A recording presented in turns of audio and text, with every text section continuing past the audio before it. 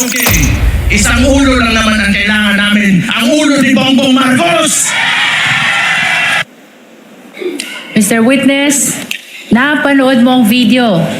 Ano ang kaugnayan ng video na ito sa insidente ng Rage Coalition na tinukoy mo kanina? Yan po yung aking tinutukoy na video.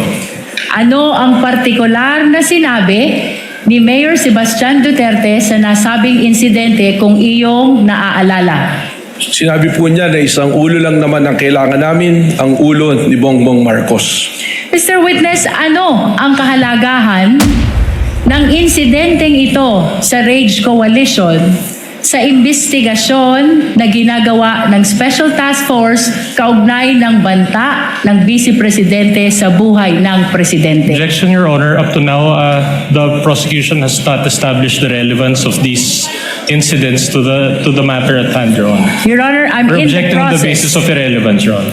I'm in the process of establishing the relevance already, Your Honor. Counsel, kindly do so as best you can with the shortest possible time. I will allow it. Yung pong video na yan ay amin pong naikumpara sa mga naging pahayag ng ating Vice Presidente na kung saan meron din po kaming bidyong binalikan na ang ating Vice Presidente ay nagre-repair din po sa pagtanggal ng ulo ng ating pong Presidente. Kung kaya't nakita namin po ang pagkakahambing ng statement po ng ating pong Mayor at ng Vice President Sara Duterte. Naku po mga reaction update PH, Mayor Baste Duterte talaga ang dinamay dito sa impeachment ni BP Sara. Mantagin po ninyo pati ho siya, mukhang binabalakan na rin hong kasuan. O alam nyo na, dahil nga mga kabdit, alam naman ho natin, ito nga pag lumalaban ka dito sa gobyerno o pinapangalanan mo yung mga nasangkot sa flood control, yung mga nagnakaw sa kaban ng bayan, yun ho yung pinupuntirya nila. Tignan nyo si Senator Marcoleta, hindi naman ho nagnakaw, mga kabdit, tinukoy niya ho yung mga utang ng flood control, yung mga marami ho na pangalanan na congressman, lahat, sobrang dami ho. Ano ho nangyari mga kabit ngayon siya? Kinukulong na ho. Ito naman si Kong Mike Defensor, ganun din ho yung ginawa. Kinulong din ho siya. Nagnakaw ho ba yung mga yan?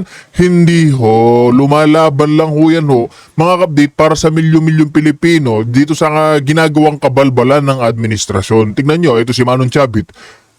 Kinasuhan din ho yan noon, di ba, na nakulong yata, kung di tayo kakamali, ilang oras. Talagang makikita ho natin, mga kabdit, itong administrasyong ito, gagawa ho ng paraan para ubusin ho lahat ng kanilang kalaban. Lalo na 2028 presidential election, mga kabdit, wala ho silang pantapat sa Duterte. Kaya ito naman, si Mayor Baste, pinag-iinitan na rin ho mga kabdit. Nagkikita rin ho kasi natin, ito si Mayor Baste, hindi naman ho natin sinasabing tatakbo senador, pero kung no choice ho yan, mga kabdit, panigurado, tatakbo itong si Mayor Baste. Baka nga hindi lang senador, baka vice president pa kung magkataon, mga kabdit. Ang kaso, tignan nyo, dito pa lamang ho, mga kabdit, sa impeachment ni BP, pati ho siya, dinadamay na nito si Jervin Luistro ni Matibag. Talagang hindi ho nila titigilan hanggat hindi ho nakukulong. Lahat ho na naglalaban, lahat ho na sumusuporta sa mga Duterte, lahat ho ng mga nagsasalita patungkol sa gobyerno. Di ba? Anong expect ho natin sa mga alipores ni Bongbong Marcos? Malaki ho yung bayaran natin dyan. Tayo ho'y nagpapasahod Paano ho hindi malaking bayaran? Saan ho ba nanggagaling yung pinambabayad ho nila o sinasahod nila sa gobyerno? Tayo pong mga taxpayer ang nagbabayad sa mga hinayupak na mga peste dyan sa gobyerno. Tapos ngayon ito si Mayor Baste ay susunod. Mga kabdit, tanong ko lang ho sa inyo, kung sakaling tatakbo ito si Senador Mayor Baste o sakaling Vice Presidente, mga kabdit, magtandem ho sila magkapatid, sang-ayon ho ba kayo? Comment nyo yan sa comment section na doon na ho natin pag-usapan. Kaya nga din, rekta na ho tayo sabay-sabay ho natin pakinggan itong mga matitinding sarswela. Itong ang kalukuhan na naman ho ni Matibag at ni Jervin Luistro dyan sa Senado. Kasi mga kabdit, mantagin po ninyo, nananahimik ito si Mayor Baste, sinabi niya lang na gusto niya yung ulo ni Bongbong Marcos. Pag sinabi hubang gusto yung ulo ni Bongbong Marcos, mga kabdit, yun na ba yung pinag-uusapan natin na ganyan-ganyan? Hindi ho. Ibig sabihin ho niyan, mga kabdit, parang ine-express niya lang ho na gusto ko ang ulo ni Bongbong Marcos bilang mag-resign. Parang ganyan lang ho naman yung sa kanya sila sabi. Kaso dahil nga Duterte siya, mga kabdit, pinag-iinitan ho yung butyo niya. Kaya wala na ho tayong paligoy-ligoy. Impeachment complaint. There was no mention thereof And this is tantamount to a new information. So, Your Honor, we just like to manifest for the record that the articles of impeachment is akin to a information that is filed in court. And the trial's already started, and the prosecution cannot modify such information or articles of impeachment. For such will be a violation of our client's right to due process, particularly her right to be promptly and fully apprised of the exact charge against her. So any information, any new information is irrelevant. Number 3, same objection, Your Honor, because the good counsel mentioned karagdagang investigation. So it pertains also to a new information which is irrelevant. Number 4, we would have to object because the good counsel used the word banta, which is a conclusion of fact. She mentioned it twice. So we are objecting on the basis of it being conclusions of fact.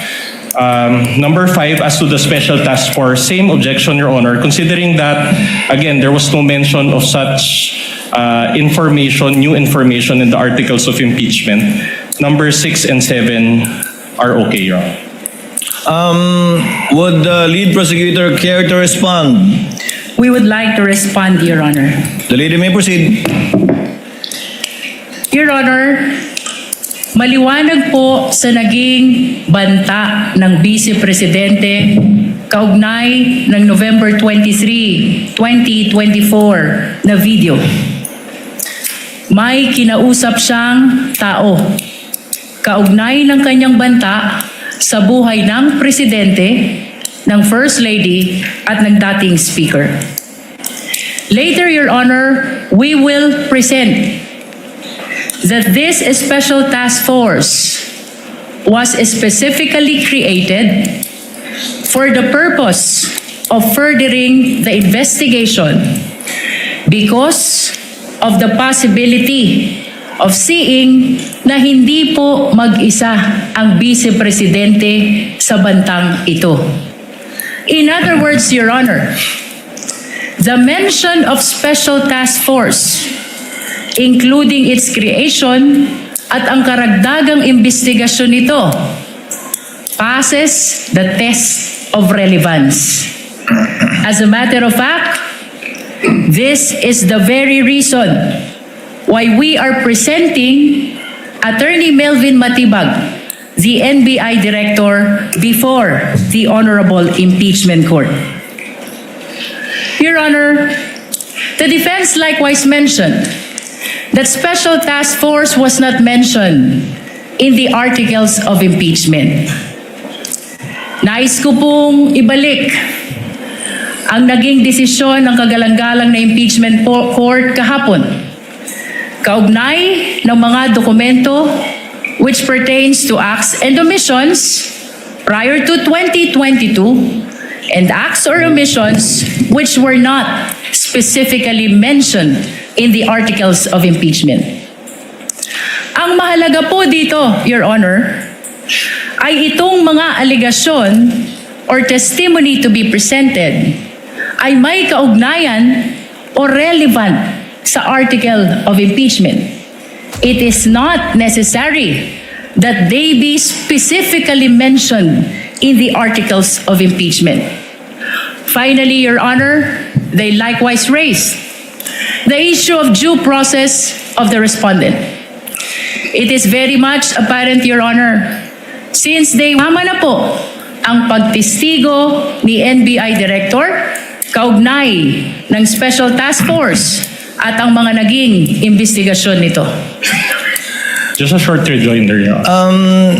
Counsel for respondent may do so before the chair makes a ruling on the offer and the comments to the offer. You may proceed, Attorney Binlon.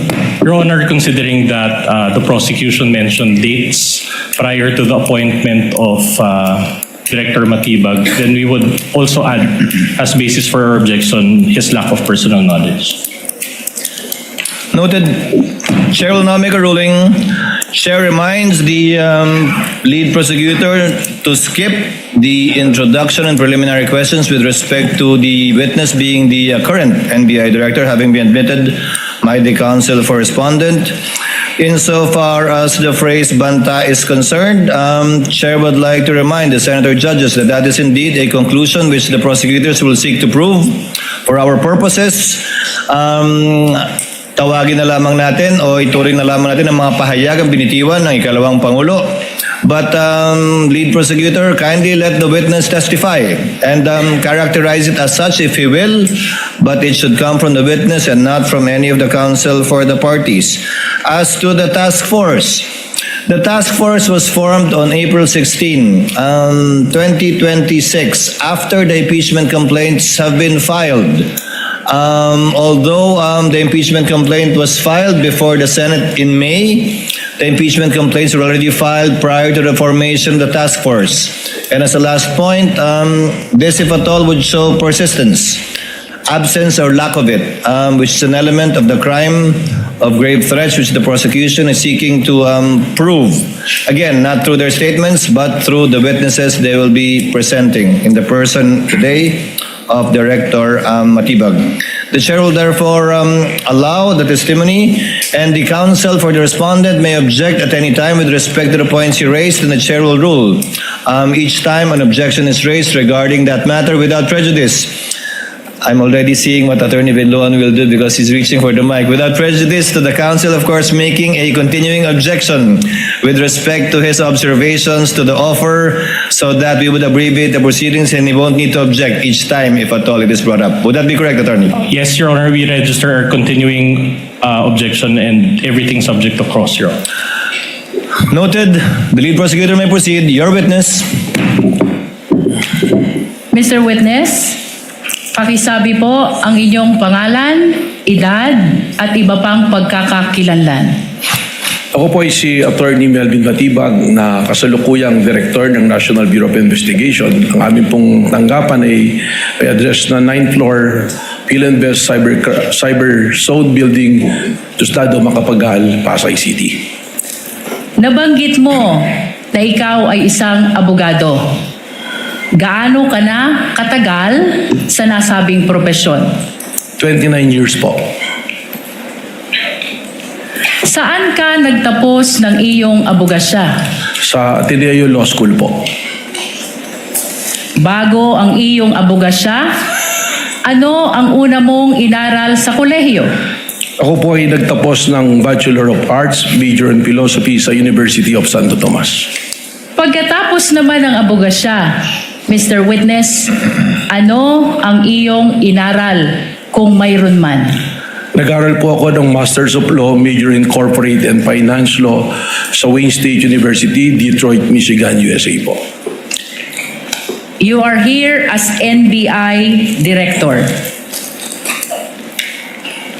Bago ka itinalaga bilang NBI Director, ano ang iyong mga naging trabaho kung mayroon man? Bago po ako itinalaga na NBI Director, kasalukuyan po ako naglilingkod bilang Dean o Dekano ng Lyceum Alabang College of Law. Nabanggit mo na ikaw ay dating Dean ng Lyceum College of Law, Alabang.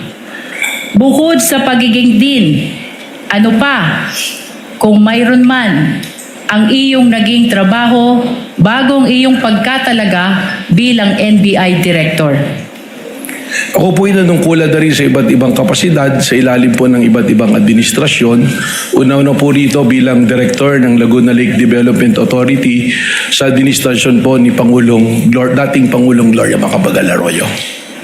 Nabanggit mo na ikaw ay naglingkod bilang Director ng Laguna Lake Development Authority panahon ng dating Pangulo, Gloria Macapagal Arroyo.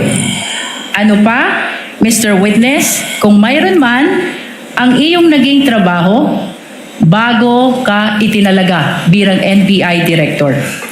Sa administrasyon po din ng dating Pangulong Gloria Macapagal Arroyo, ako rin po ay nanungkulan bilang General Manager ng Manila International Airport Authority at sa administrasyon din po ng dating Pangulong Rodrigo Roa Duterte, ako rin po ay nanungkulan sa iba't ibang kapasidad po. Nabanggit mo na sa ilalim ng administrasyon ni Pangulong Duterte, nanungkulan ka rin sa gobyerno. Ano itong mga posisyon mo sa gobyerno na iyong nabanggit? Objection, Your Honor. Relevance. Your Honor, may I Counsel may respond? answer. Counsel may respond The rather. prosecution, Your Honor, is establishing the competence of the witness, the qualification as an official of the government. We are establishing, Your Honor, that he is loyal to his duty regardless of the principal he is serving. Wind up with your preliminaries, counsel. Witness may answer. Objection overruled. Thank you, Your Honor. Ako po'y nanungkulan bilang Presidente at CEO ng National Transmission Corporation mula po noong January 2017 hanggang Marso 2022 at pagkatapos nun ako po'y tinalaga bilang Cabinet Secretary po ng dating Pangulong Rodrigo Roa Duterte. Kaugnay pa rin ng iyong pagiging NBI Director. Kailan ka itinalaga sa nasabing posisyon? Ako po ay nai-appoint noong pong February 20 ng kasalukuyang taon po. Mr. Witness, bilang NBI Director, ano ang iyong mga responsibilidad at kapangyarihan kung iyong nalalaman? Objection, Your Honor. We already stipulated on this matters. No need for the Director. Your Honor? Yeah. Did you stipulate, counsel, as well as with the powers, responsibilities of We're willing to stipulate, Your Honor, as what the law Director? provides. Your Honor, regardless of the position of the defense to stipulate on the fact pertaining to the powers and responsibilities of the NBI Director, it is the position of the prosecution that since this is a constitutional process, mahalaga po na marinig ng ating mga iginagalang na senator judges, ganun din ng mga kababayang nanonood kung ano talaga ang responsibilidad at kapangyarihan ng isang NBI Director. Understood, counsel, but it has been stipulated already by counsel for the respondent. So kindly go straight to the matter at the soonest possible time. You're on a short leash with respect to the preliminaries on the qualifications of the witness. Kindly proceed, ma'am. Mr. Witness, ano ang iyong mga kapangyarihan at responsibilidad kung iyong nalalaman? Ang kasama po dito sa aking mga responsibilidad, ang una-una na po, we are the primary investigating authority ng ating pong bansa. Kung kaya po, ito po ay aming mandato na mag-imbestiga sa anumang usapin o mga maaring krimen na pumapasok sa amin. At kasama rin po dito ang pagbabalangkas ng mga polisiya at pagbubuo po ng mga units or division kung kinakailangan at ang pagmamanage din po administratively po ng aming opisina. Sa mga kapangyarihan at responsibilidad na iyong binanggit, ano ang araw-araw mong ginagampanan kung mayroon man at kung iyong nalalaman? Ang araw-araw pong pagbabantay at pakikipag-ugnayan sa aming mga ahente dahil po sa araw-araw namin pag-iimbestiga ng iba't iba pong usapin na pumapasok po sa aming ahensya. Kaugnay pa rin ng mga binanggit mong kapangyarihan at responsibilidad, ano ang pinakamabigat mo na responsibilidad bilang NBI Director kung iyong nalalaman? Objection, Your Honor. Calls for an opinion. Witness may answer. I think witness is competent enough to answer that question. Thank you, Mr. Presiding Officer. Ang akin pong, hindi lamang po bilang primary investigating agency, kundi ang amin pong primerong ginagawa ay ang pagbabantay para po sa ating mga taong bayan at bantayan din po ng ating konstitusyon ay maipatupad at siguraduhin na hindi po nagkakaroon ng kaguluhan at ligalig para ito po ay puksain, habulin at amin pong kung kinakailangan ay kasuhan ang mga taong lumalabag po sa amin pong mandatong binabantayan. Chair would like to remind the lead prosecutor to go into the meat of her direct examination already. I think we've heard enough of the preliminaries insofar as Director Matibag is concerned. Kindly May we proceed, proceed, ma'am. Your Honor. Mr. Witness, naririto ka upang tumistigo sa impeachment trial na ito. Ano ang pagkakakilanlan ng respondent sa impeachment trial na ito kung iyong nalalaman? Malinaw naman po na ang nasasakdal po sa impeachment trial na ito ay ang ating pong Vice Presidente na si Vice President Sara Duterte. Bukod sa ang respondent ay ang Vice Presidente, ano pa kung mayroon man ang pagkakakilanlan ng respondent sa impeachment trial na ito? Base po sa aking mandato bilang direktor nang ako po ay pumasok sa aming opisina, lahat po ng mga kasong nakabinbin at mga amin na naipasok sa Department of Justice ay akin pong niribisa at tiningnan upang akin po itong masubaybayan. At isa po sa mga kasong aking nakita rito, ang respondent po rito ay ang ating pong Vice Presidente kung saan po siya ay kinasuhan ng aming Cybercrime Division ng grave threat at inciting to sedition na kasalukuyan po ngayong nakabinbin sa Department of Justice. Nabanggit mo na ang respondent ay may kasong grave threat at inciting to sedition sa DOJ. Mr. Witness, ano pa kung mayroon man ang pagkakakilanlan ng respondent sa impeachment trial na ito? Ang ating pong Vice Presidente kasalukuyang ating pong subject sa ating continuing investigation dun po sa pagbabanta at plano na pagpatay po sa ating Pangulo, sa First Lady at sa dati pong Speaker of the House. Mr. Witness, may binanggit ka na continuing investigation ng NBI. Ano ang iyong ginawa kung mayroon man kaugnay ng ongoing investigation ng NBI na iyong binanggit? Tayo po ay nagtatag ng tinatawag ko na Special Task Force po sa pamamagitan ng pag-create po ng isang administrative order kung saan bumalangkas po tayo ng mga miyembro ng aming pong opisina para sila po ang magtuloy ng investigasyon na ito at mag-monitor po ng mga kailangang gawin. Kaugnay pa rin ng binanggit mong Special Task Force. Ano ang kahalagahan nito sa investigasyon na ginagawa ng National Bureau of Investigation? Napakahalaga po para sa amin sapagkat from our law enforcement perspective, ang ginawa pong banta ng Vice Presidente ay tinatrato na namin hindi banta kundi isang plano para po sa pagpatay sa ating Pangulo. And that is a threat to the President which we consider also na threat po sa ating national security. Mr. Witness, anong katunayan mayroon ka? Kaugnay ng iyong binanggit na binuong Special Task Force upang mag-imbestiga sa lahat ng banta sa buhay ng Presidente kasama na ang pagbabanta ng Vice Presidente. Meron po akong in-issue na Administrative Order number 11 noong April 16 ng kasalukuyang taon po. At kung ipapakita sa iyo ang kopya ng Administrative Order number 11, ito ba ay makikilala mo? Opo. Your Honor, may we request that AO number 11, previously marked as Exhibit P429, be flashed. We likewise request, Your Honor, that Attorney Kyle Kapunan, Assisting Counsel, be allowed to approach the witness for confirmation of the document. Assisting counsel for the prosecution may approach, and likewise, assisting counsel for the respondent may approach to confirm and validate the document being shown to the witness.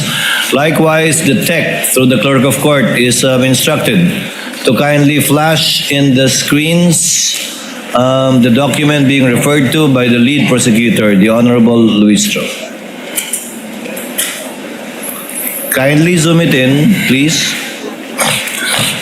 Mr. Thank you. Witness, Your Honor, can we be Attorney given time Bintuan to is comment? recognized. Your Honor, we manifest for the record, Your Honor, that the document is a photocopy. So noted.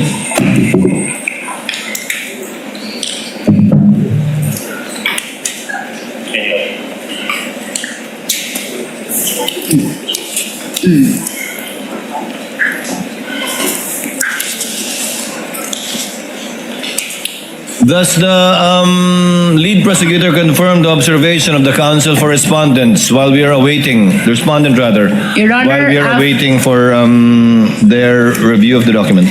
Your Honor, after the confirmation of the document, the prosecution will be requesting for the transfer of marking to a certified true copy, Your Honor. At a later time. Yes, Your Honor. Noted. Counsel may proceed when she's ready. Mr. Witness, ipinapakita sa iyo ngayon, may we request the assisting counsel to please show the document to the witness. Attorney Kapunan, kindly. Mr. Witness, ipinapakita sa iyo ngayon ang isang dokumento na may pamagat na Administrative Order Number 11. Ano ang kaugnayan nito sa binanggit mo kanina na Administrative Order Number 11 na kung saan nabuo ang Special Task Force? Ito po yung aking dokumentong binabanggit. Sa pangalawang pahina ng Administrative Order Number 11, makikita ang isang lagda sa taas ng pangalang Attorney Melvin Matibag. Kaninong lagda ito, Mr. Witness? Sa akin po. Your Honor, may we manifest that AO number 11 has been previously marked as Exhibit P429, and we just want to place on record the request for the transfer of marking at a later time to the certified true copy, Your Honor. Noted. Kaugnay pa rin ng Administrative Order number 11, Mr. Witness. Ano ang komposisyon ng Special Task Force kung iyong nalalaman? Ito po ay binubuo ng iba't ibang division na pinamumunuan po ng aming pong team leader na Deputy Director for Operations at dalawa po na assistant team leader sa pangunguna po ng Assistant Director namin for Investors na ito. Mr. Witness, binanggit mo din kanina ang Cybercrime Division. Ano naman ang dahilan kung iyong nalalaman? Bakit ginawang miyembro ng Special Task Force ang Cybercrime Division? Ang Cybercrime Division po ay kasama dito sa task force na ito sapagkat marami po ngayon na nabanta na pumapasok po sa ating Pangulo sa pamamagitan po paggamit ng social media platform at ang CCD po sila po yung may karanasan at kaalaman po na sapat para bantayan po ang mga bantang papasok dito sa pang-araw-araw po. Mr. Witness, binanggit mo din ang Organized Transnational Crime Division.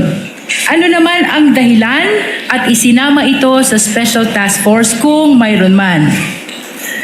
Hindi naman po lingid sa atin na ang ating Pangulo ay may mga pagkakataon na lumalabas ng ating bansa at nagbabiyahe na kung saan ay ating pa rin pong tungkulin na bantayan ang kanyang seguridad kahit siya ay nasa labas sa ating bansa.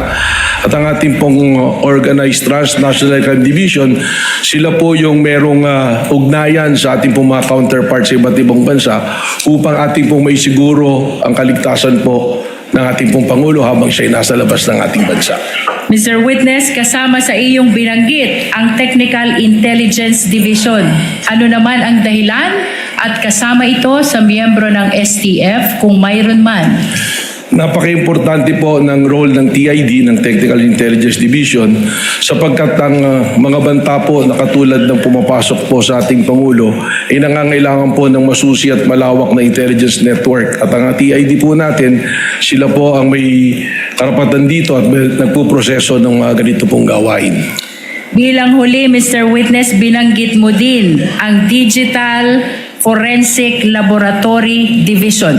Ano naman ang dahilan at isinama ito sa miyembro ng Special Task Force? Importante po ang kanilang role dito sa task force na ito sapagkat lahat po ng mga ebidensya na ating makakalap, lalong-lalo na nakailangan pong idaan sa forensics o pagsusuri na technical, sila po ang dibisyon na maaari pong gumawa ng pagsusuri na ito. Maraming salamat sa iyong paglilinaw kaugnay ng komposisyon ng Special Task Force.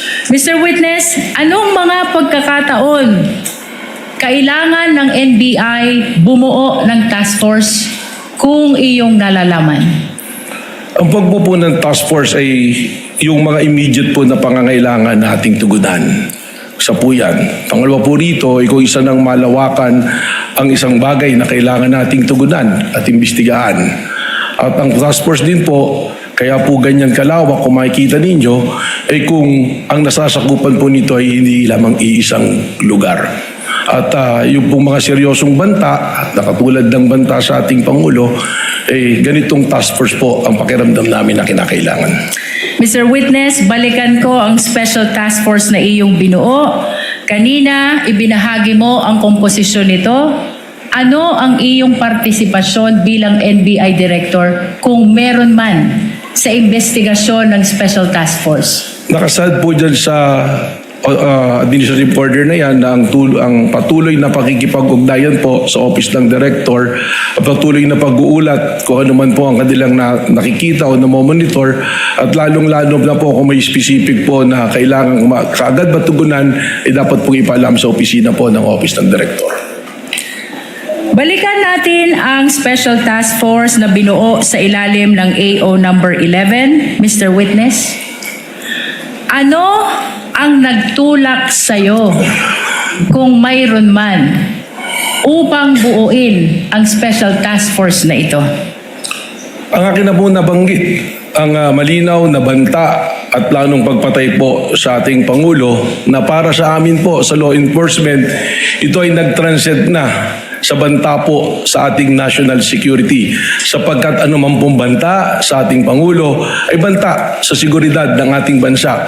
Sapagkat ito'y magdudulot ng kaguluhan, ng ligalig at destabilisasyon po sa ating pong gobyerno at sa ating pong bansa. Nabanggit mo na ang banta sa buhay ng Pangulo ay banta na rin sa national security.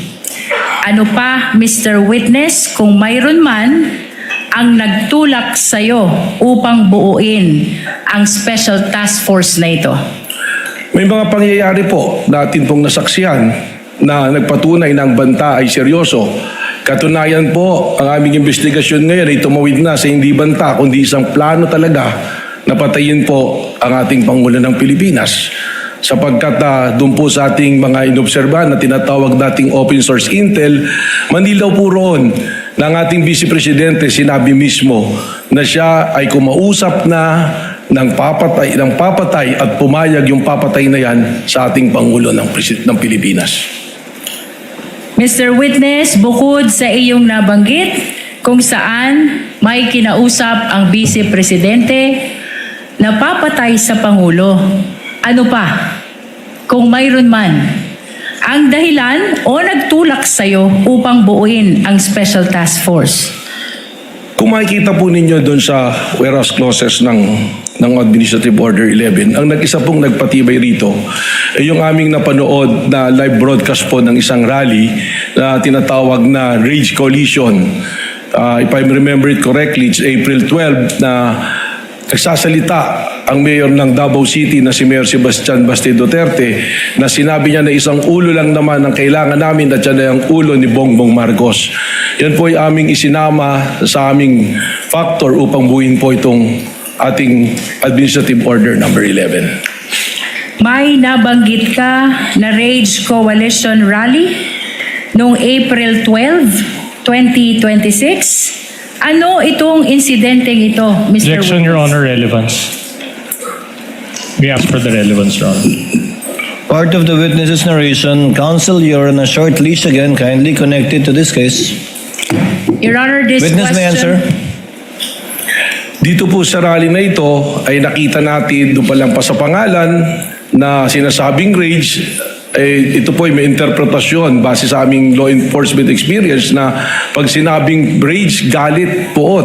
At ang mga personalidad po na dumalo rito ay makikita nating mga personalidad na kilalang tumutuligsa at naglalabas ng destabilisasyon po sa ating pong gobyerno ngayon. Makikita po natin ang presence ng iba't ibang personalities dyan na consistent na nagdudulot ng ligalig po sa ating pong bansa. Mr. Witness, kung ipapakita sa iyo itong videong ito ba'y makikilala mo? Opo.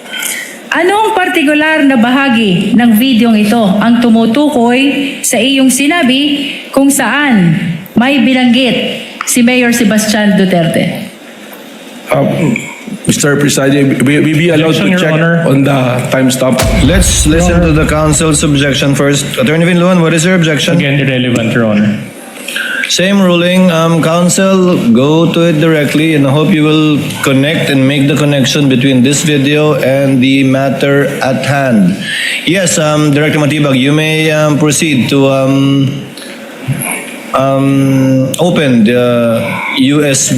Are you referring to your notes, rather? Opo, yung po aking investigation. You note, may refer to your notes, kung saan Director po Matibag. nakasulat ang timestamp nung video na aking po binabanggit. Your Honor, may we be allowed also to peruse Counsel for, assisting counsel for the respondent may look at the document being reviewed by the witness.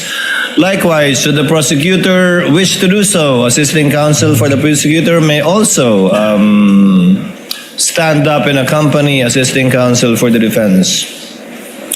You may proceed, Director Matibag, to answer. Yan po ay nasa timestamp 2:34:35 to 2:34:43. Your Honor, we are requesting that the video of Mayor Sebastian Duterte during the Rage Coalition on April 12, 2026, which has been previously marked as P430, particularly timestamp 2:34:35 to 2:34:43, be flashed, Your Honor. The tech is directed to kindly play the timestamps mentioned. May I request assisting counsel from the defense to kindly witness the breaking. Is the USB sealed, counsel? Has I the believe, seal Your been Honor. broken? Witness is instructed to break the seal. While being witnessed by assisting counsel for both parties, before it is presented to the tech for it to be played. Ayaw ah. Ayan. While the witness is breaking the seal and bringing it, giving it rather to the counsel for the prosecutor and assisting counsel for the respondent, Chair would like to make a manifestation with respect to the proceedings. Earlier, the Chair intimated to some senator judges, as far as practicable, to make their interjections and interventions after the party shall have examined the witness, both direct, cross, redirect, and recross, if any, unless the matter is of urgent, administrative, or procedural concern, in which case it may be brought up even before the examination of the witness by the parties. But as far as practicable, let us allow the parties to finish the examination of the witnesses by themselves, because this is more of a trial really than merely seeking clarificatory questions when the counsels can elicit that from the witness anyway. Yes, are we ready to play the video?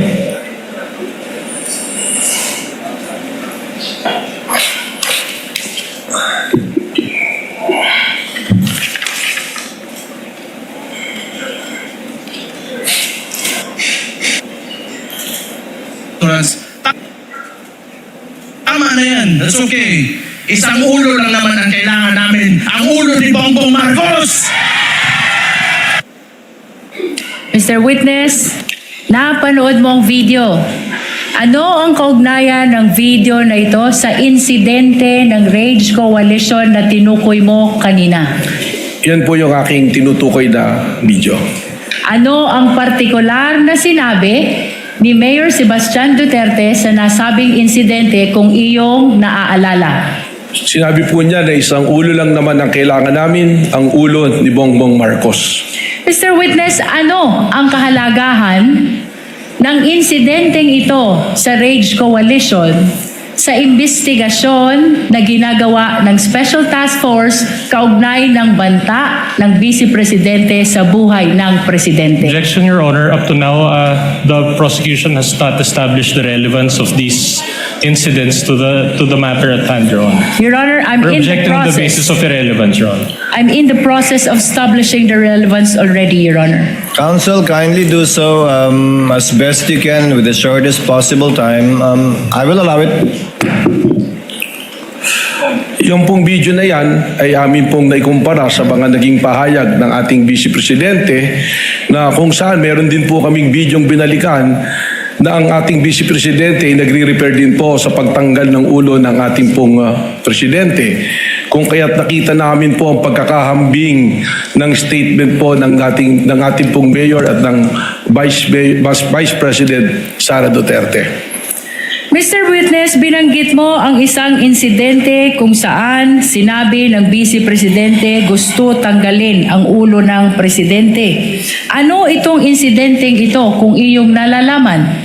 Sa aking pong recollection sa pag-imbestiga, ito po yung kanyang press conference noong October 18 ng 2024 kung saan sinabi niya gusto kong tanggalin ang ulo niya ba? At sinabi rin po niya imagine cutting his head. So yan po ang binabanggit ko na video. Kaugnay ng sinabi niya na gusto ko tanggalin yung ulo niya ba? Anong partikular na bahagi ng binanggit mo na video ang tumutukoy sa sinabing ito ng Vice Presidente? Mr. Presiding Officer, respectfully, with your permission, for the timestamp, I want to refer to my... Witness is allowed to refer to his notes Salamat with po. assistance and within the view of the counsel, assisting counsel for the respondent and the prosecution if they so desire. Your Honor, can we ask permission to scan the whole notebook, Your Honor? Or at least the salient portions of the notebook, Your Honor. To look at it, to scan it, to see that if baka may mga nakasulat na iba dyan na wala nang kinalaman. Just to confirm that it is indeed his notes with respect. What is the book you are referring to or notebook you are referring to, Attorney Matibag? Mr. Presiding Officer, actually, diary ko po ito at saka notes combination. So kung makikita naman po, wala pa noon, iba't iba pong nakasulat dito. May mga personal po, may mga usapin. Ito lamang pong notes ko na to, nakatuon dun sa date kung saan po nagkaroon na ng investigation po yung Administrative Order number 11. Then just the salient portions, Your Honor. Your Honor, just for the record, we would like to invoke the right of the witness to refer to his notes because that note pertains to investigation notes which were prepared, done, written at the time of the investigation, Your Honor. That is to refresh his memory, Your Honor. No, the presiding officer already allowed it. Counsel for the respondent, your assisting counsel is there. Without necessarily scanning the whole notebook which might contain other confidential or perhaps personal information, he may observe what the witness is referring to and you may make your observations known to the record should he observe something out of the ordinary. Witness may answer.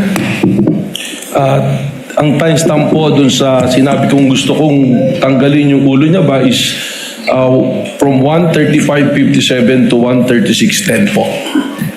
Your Honor, may we request that the video of the Vice President on October 18, 2024, during her press conference, previously marked as P411, particularly timestamp 1:35:57 to 1:36:10, be played, Your Honor. Has the USB seal been broken by the witness? If not, witness is instructed to kindly break the seal of the marked evidence in full view of the assisting counsels for the parties. Thereafter, for the USB to be brought to the tech booth, and the clerk of court is instructed to have it played with respect to the identified timestamps of Director Matibag.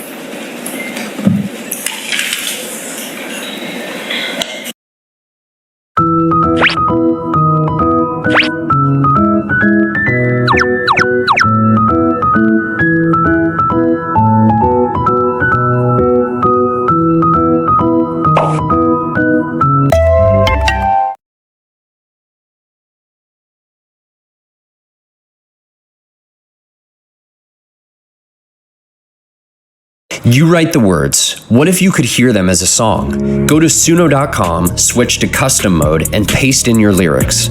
then describe the sound. I'll go with soulful R&B ballad, emotional vocals, piano driven. Hit create. Suno turns your writing into 2 fully produced songs.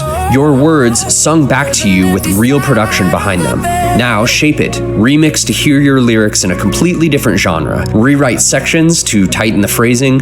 Extend to build the full track. You can also use Suno to face writer's block head on. Create new lyrical ideas and flourishes that you can then reinsert to complete your composition. Your lyrics fully produced from a paste and a prompt. See what your words can become. Subscribe at suno.com.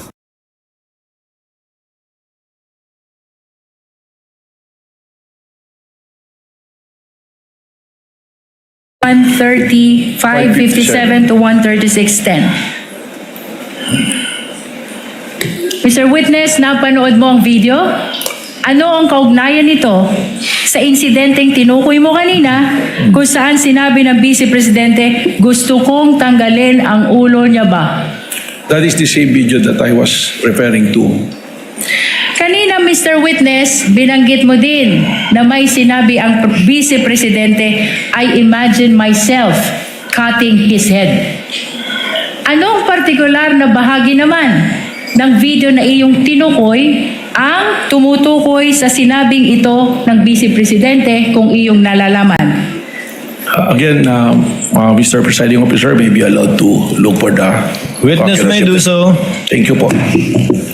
Timestamp 136.52 po to timestamp 136.58. Your Honor, may we request that the same video be played, particularly timestamp 136.52 to 136.58. Pertaining to the same exhibit, counsel.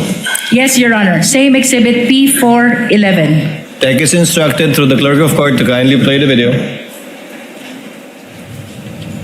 Imagine myself cutting his head. Mr. Witness, napanood mo ang video. Ano ang kaugnayan nito sa insidenteng tinukoy mo kanina kung saan sinabi ng Vice Presidente, I imagine myself cutting his head? Yan din po yung video ang aking tinutukoy. Mr. Witness, kanina ay binanggit mo ang insidente ng Mayor Sebastian Duterte. Kaninong ulo ang kailangan nila kung iyong nalalaman? Objection asked and answered, Your Honor. Asked and answered. Move on, counsel. Binanggit mo din ang video ni Vice President Sara Duterte. Mr. Witness, kaninong ulo ang gustong tanggalin? Objection asked and answered, Your Honor. Move on, counsel. Asked and answered. The court understands and knows who said the Vice President was referring to in that video. Thank you, Your Honor. We will proceed. Ano ang obserbasyon mo dito sa video ni Mayor Sebastian Duterte at sa video ni Vice President Sara Duterte kaugnay ng investigasyon ng Special Task Force kung mayroon man? Objection vague, Your Honor. Ano ang obserbasyon mo? Kindly be more specific, counsel. Although the witness is competent, kindly be more specific so that the witness can more intelligently answer the question. Mr. Witness, anong koneksyon kung mayroon man ang video ni Mayor Sebastian Duterte at ang video ni Vice President Sara Duterte sa kasalukuyang investigasyon ng Special Task Force? Objection, kung Your mayroon Honor. man Objection, at Your kung Honor. iyong nalalaman. Objection, Your Honor. Still vague and asked and answered. Witness may answer if he knows so that we can move on. Director Matibag, kindly respond. Salamat po. Kapansin-pansin po na makikita natin na nanggagaling sa isang pamilya ang pagbabanta sa ating Pangulo at parehas na nag-refer sa ulo ng Pangulo. Kung kaya naman, iniisip po ba namin kung meron bang kasabwat o may sabwatan sa pangyayaring ito, sapagkat gaya po ng aking binanggit na noong November 23, binanggit po ng ating Vice Presidente na meron na siyang kinausap para pumatay sa ating Pangulo at pumayag siya. Kaya ito po ang amin pong tinututukan sa task force na amin pong itinatag. Objection, Your Honor. We would have to object as to the answer being non-responsive, and we would like to move, Your Honor, that it be expunged from the record. Your Honor, the witness has answered already, and that should form part of the transcript of our trial today. Then we move to strike it off, Your Honor. The objection is overruled and the motion to strike is denied. Let it remain in the records for the appreciation of the senator judges as to the weight they will give that particular part of the witness's testimony. We will submit, Your Honor. Mr. Witness, binanggit Councilman, mo proceed. kanina na may kinausap ng tao ang Vice Presidente. Ano ang kahalagahan nito sa inyong investigasyon sa Special Task Force? Kung mayroon man. Sapagkat ito po, yung amin mismong tinitingnan, sapagkat ang tingin nga po namin dito, that the threat is serious, active, and continuing doon po sa banta sa ating presidente. At dahil ito ay seryoso, aktibo, at patuloy na umiiral, ay nagiging banta na rin po sa ating pambansang seguridad. Sapagkat anuman pong banta sa seguridad ng ating Pangulo ay banta po sa ating national security.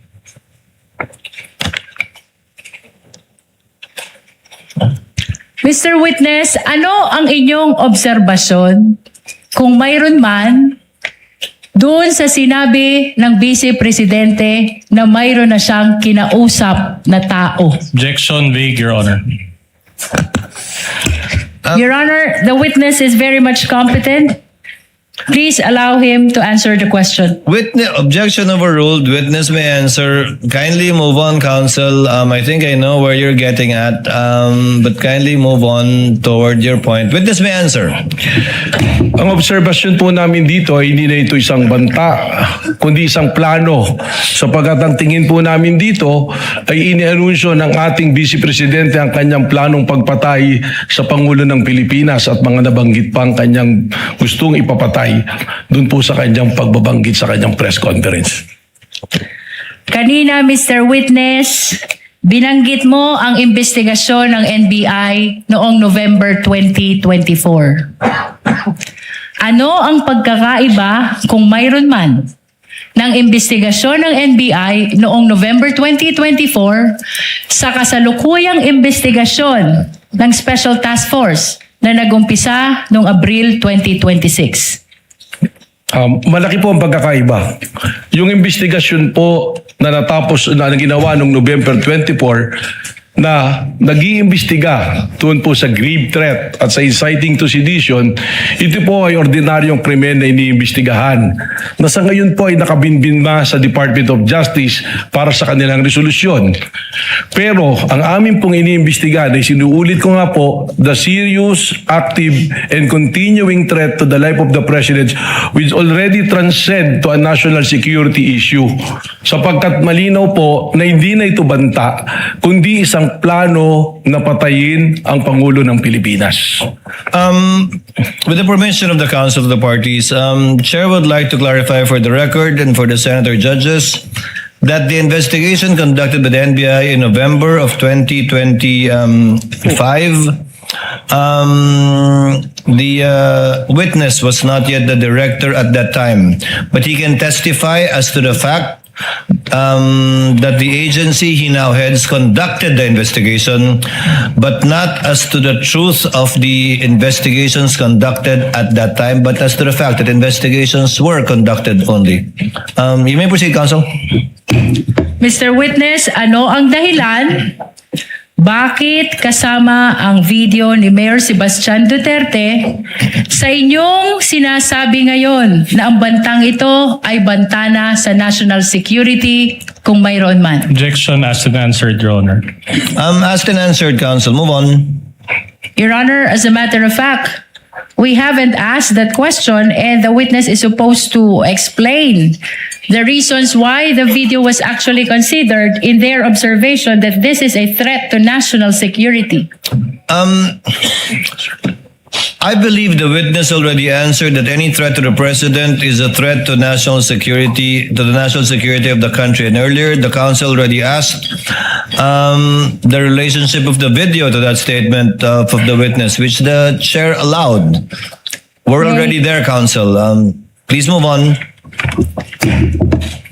Bilang karagdagan, Mr. Witness, sa iyong binanggit na issue ng national security, kaugnay ng video ni Mayor Sebastian Duterte, ano pa ang dahilan, kung mayroon man, kung bakit isinama siya sa pagsusuri ng Special Task Force? Sapagkat dito na nga po na makikita ng naging pagbabanta ng ating Vice President ay nagkaroon po ng tinatawag natin na epekto. It is a kinetic force na kung saan yung mga nakarinig ng kanyang pagbabanta ay gumagaya na rin at nagbabanta. Lalong-lalo na sila ay nabibilang sa isang pamilya. That is the very purpose of the task force, to monitor all those threats na lumalabas po ngayon at sa araw-araw nga meron po tayong nakikitang threat sa social media, sa mga pahayag po during the mga rallies ay tuloy-tuloy po nabanta sa ating pong Pangulo na umaabot na po nabanta sa ating national security. Binanggit mo ang kinetic force. Anong ibig sabihin nito, Mr. Witness?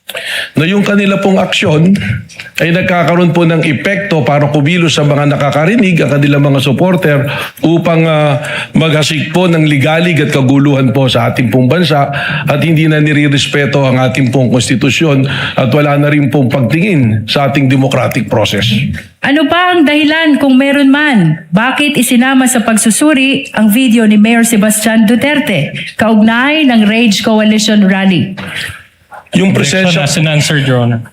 Witness may answer.